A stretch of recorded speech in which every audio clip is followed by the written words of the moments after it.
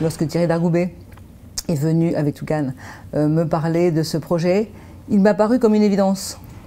Parce qu'effectivement, je vais dire, nous ne parlons pas russe couramment, mais nous entendons la musique russe sans problème. La France et la Russie, ou l'URSS à une certaine époque de l'histoire, ont toujours développé des liens qu'on peut qualifier à la fois de riches et complexes.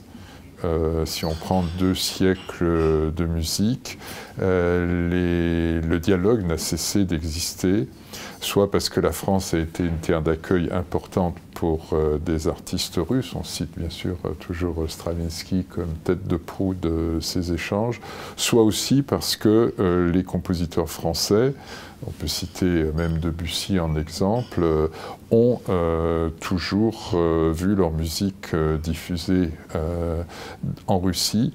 C'est un événement d'une richesse étonnante, bon, à la mesure des capacités de Toulouse, qui a un rayonnement exceptionnel pour beaucoup de raisons, mais dans lequel, bon, j'ai envie de dire, l'alchimie a été remarquable grâce à Tougan Sokiev, grâce à la grande tradition lyrique de Toulouse, le fait de pouvoir construire une sorte d'alliance et d'échange avec le Bolchoï, c'est quand même extrêmement stimulant.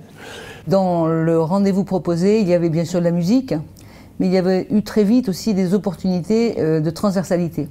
Parce qu'ici, à Toulouse, nous avons des grands vaisseaux amiraux que sont effectivement le Tête Garonne, Ombre Blanche, les grands interprètes. Et c'était ensemble qu'on pouvait construire un projet qui faisait sens.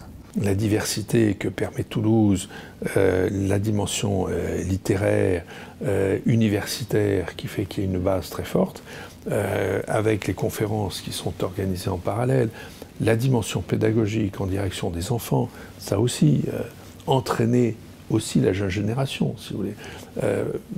Il y a là une richesse, une diversité et je dirais une interaction entre les différentes composantes qui s'envoient des signes les uns aux autres. Les propositions artistiques, quand elles sont bien structurées, quand elles correspondent à des thématiques fortes, comme c'est le cas de la relation franco-russe, trouvent immédiatement un public.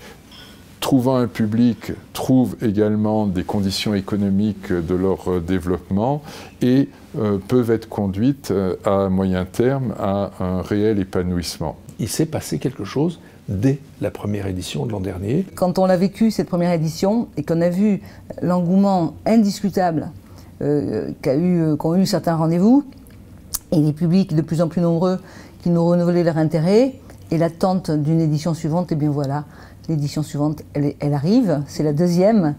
Et donc, non seulement ce rendez-vous nous a apporté ce qu'on pensait qu'il devait nous apporter, mais il a généré chez nous des idées pour développer un peu plus encore ce rendez-vous autour d'un thème fort, effectivement, qui sont les relations avec la Russie. Et on voit que ça s'élargit déjà dans la 2e année, au-delà de Toulouse même, du côté d'Auch, l'abbaye de la Grâce, et ça pourra sûrement se déployer dans la région.